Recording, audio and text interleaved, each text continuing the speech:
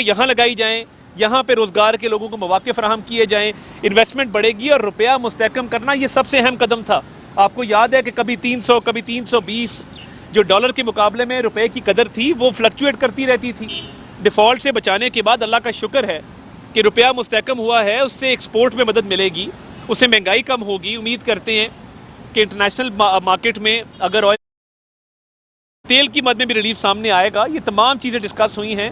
एक technical committee जिसमें वज़ीर पानी और बिजली उनको शामिल किया गया है, इसके साथ साथ सेक्रेटरी जो तवानाई है उनको शामिल किया गया है। इसके अलावा एक FBR के नुमाइंदे को शामिल किया गया है, वजारत ख़जाना के नुमाइंदे को शामिल किया है। कल हमारी कोशिश है कि जो अगला दौर हो इन मुज़ाकरात का, उनमें मामलात खुशअस्लूबी से तय पा जाएँ और ये धरना जो है यहाँ से ये इनको हम रुखसत करें बड़ी इज़्ज़त आबरू के साथ। और मामलात के हवाले से हम सारे पाकिस्तान की बेहतरी चाहते हैं और उसी एजेंडे पे कारबंद हैं। अमीर मकाम साहब, ये बताइएगा, अमीर मकाम साहब बात करेंगे, फिर डॉक्टर साहब बात करेंगे, मुफ्ती से उसके बाद पे सवाल है। बिस्मिल्लाहिर्रहमानिर्रहीम। तारड़ साहब ने तफसीली बातें की है, मैं दोहराना नहीं चाहता हूँ। और मैं सिर्फ इतना कहूँगा कि हमारी जो जमात इस्लामी की वफ़द से बात हुई और उनके जो डिमांड्स है और वो जो चाहते हैं वो हम सारे चाहते हैं। पाकिस्तान की 24 करोड़ आवाम भी वो चाहते हैं कि बिजली भी सस्ती हो, पेट्रोल भी सस्ता हो, तनख्वाहें भी ज़्यादा हो, टैक्सेशन भी नहीं हो और हर एक चीज़ इस तरह मिल जाए। मगर बात हमने उनसे वही कर दी कि आपको हमारे साथ बैठ कर देखना है। अगर किसी के जेब में 100 रुपये और आप डिमांड 200 रुपये की करते तो वो 100 रुपये किधर से आएंगे? तो आप आपस में वही हालात देखो। हमारी सबकी ख्वाहिश है कि इस तरह हो जाए, मगर उसके लिए क्या चाहिए और क्या नहीं चाहिए, तो ये बात तय हो गई कि हमारे टेक्निकल कमेटी भी उनके साथ बैठेंगे। जहाँ कुछ हो सकता है हम पहले से, हमारी भी ये ख्वाहिश है और हर एक पाकिस्तानी का भी है। हमने कहा कि हम आपकी इस ख्वाहिश का रिस्पेक्ट करते हैं, कदर करते हैं, हम सबकी भी है, मगर अपने हालात को देख कर कि आपका कितना बजट है, किस तरह गवर्नमेंट को रन करना है, किस तरह मामलात चलाना है और किस तरह आगे जाना है और कहाँ से कितने टैक्सेशन आना है, कितने हमारे ज़राए और कितना हमारे अखराजात है। वो ज़राए अखराजात आमदन और अखराजात को देख कर इसके बाद फ़ैसला किया जाता है। तो हमने उनको बिल्कुल वही एक डिमांड जो तारड़ साहब ने कह दिया, उसके बहुत से लोग रिहा हुए ऑलरेडी, मगर उसने 30-35 की लिस्ट दी कि ये अभी तक रह गए। हमने कहा कि अगर रह गए उनको भी रिलीज़ करा देंगे आज ही।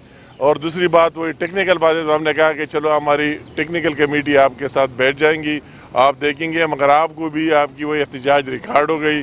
हमने भी उनसे दरख्वास्त की कि आपकी वही एहतजाज सब कुछ रिकॉर्ड हो गया और ये बात हम सारे चाहते हैं, मगर अपने वसाइल के अंदर रहते हुए, अपने चादर के अंदर रहते हुए, अपने ज़राए के अंदर रहते हुए कि आपको कितने मिल रहे उसी से आप खर्च करा देंगे और मुल्क को चलाएंगे। तो इस इंशाअल्लाह ताला हमारी टेक्निकल कमेटी उसके साथ बैठेंगे और फिर इसके बाद उम्मीद हम रखते हैं कि वही डिस्पर्स हो जाएंगे इंशाअल्लाह ताला।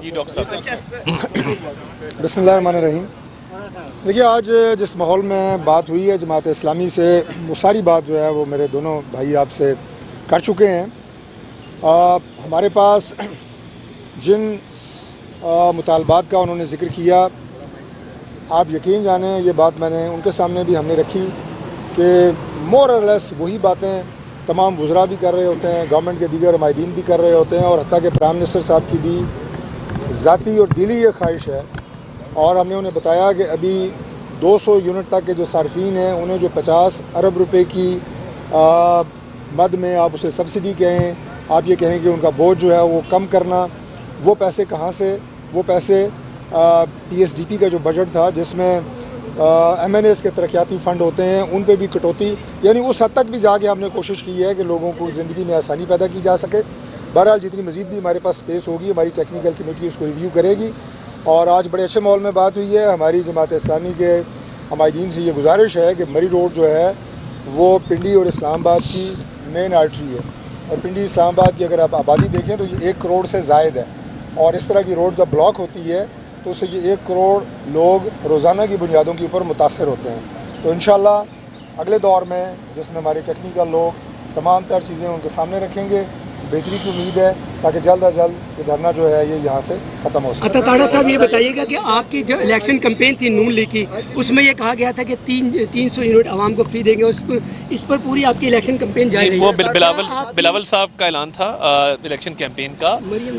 मैं देखिए बात ये है, वज़ीर आज़म साहब ने ऑलरेडी एक सोलर ट्यूबवेल्स का मंसूबा शुरू किया। क्यों किया? अभी हम बलूचिस्तान गए, 38,000 सोलर ट्यूबवेल जो है वो बाकायदा तौर पे लगना शुरू हो गए हैं। मंसूबा तैयार है। 70% हम अखराजात बर्दाश्त कर रहे हैं, 30% बलूचिस्तान की हुकूमत कर रही है। पूरे पाकिस्तान में सोलर ट्यूबवेल्स के लिए हुकूमत पंजाब, हुकूमत सिंध, हुकूमत खैबर पख्तूनख्वा के साथ मिल के एक बैंकिंग फाइनेंसिंग मॉडल ला रहे हैं ताकि ये 10 लाख ट्यूबवेल अगर लग गए, सालाना $2 अरब की इम्पोर्ट बिल जो तेल की मद में है उसकी बचत होगी। तो ये सोलर की तरफ इसलिए मूव किया जा रहा है ताकि एक रिलीफ मिल सके। बिजली का सिस्टम जो है ओवरबर्डन्ड है, उस पर जो है वो बर्डन कम हो सके।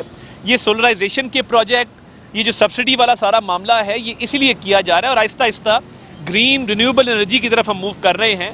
तो ये अवाम दोस्त वो इक़दामात हैं जो लिए जा रहे हैं।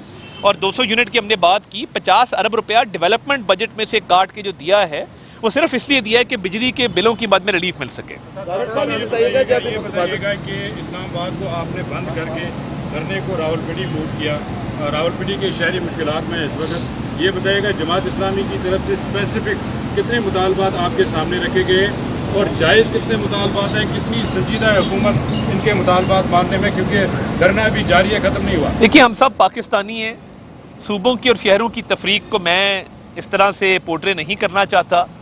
बात यह है कि एक धरना था, उस हवाले से एक लोकेशन लियाकत बाग की तय हुई, लियाकत बाग में ही जलसा होना था। सड़कों पे वैसे भी हम डिस्करेज करते हैं कि शहरियों की ज़िंदगी को जो है वो आसान बनाया जाए। आम तो रफ में मुश्किलात होती हैं, मरीज़ होते हैं, अस्पताल पहुंचना होता है, लोग अपने रोज़गार की तलाश में निकलते हैं, ज़रिया माश कमाने जो है वो निकलते हैं। तो इसलिए ये अभी उन्होंने साइड पे एक रोड खुली है, कोशिश है कि ये लियाकत बाग के अंदर ही ट्रांसफ़र हो।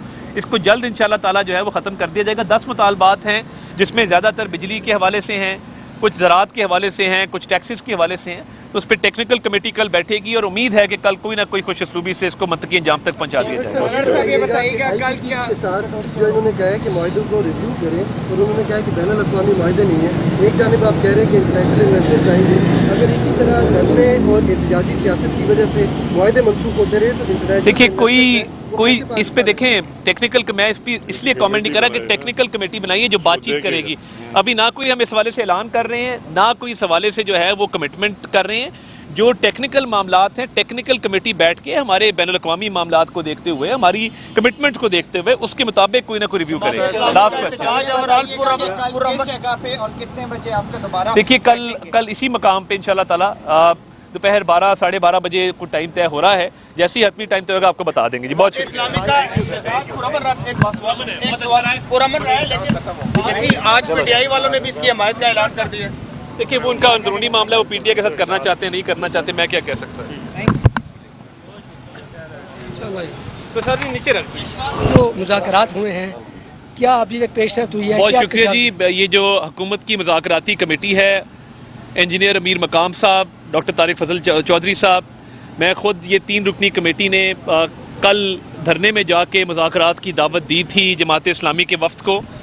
आज जमात इस्लामी का वफ़द यहाँ पे वो तशरीफ़ लाए, उनसे बैठकर बात हुई। जो 35 कारकुनान की फ़हरिस्त उन्होंने दी है जो अभी तक गिरफ़्तार हैं जनूबी पंजाब के अज़ला में, हुकूमत ने फ़िलफ़ौर उनकी रिहाई का ऐलान किया है और उन्हें कहा है कि कोई सियासी वर्कर जो है उनका गिरफ़्तार नहीं होगा।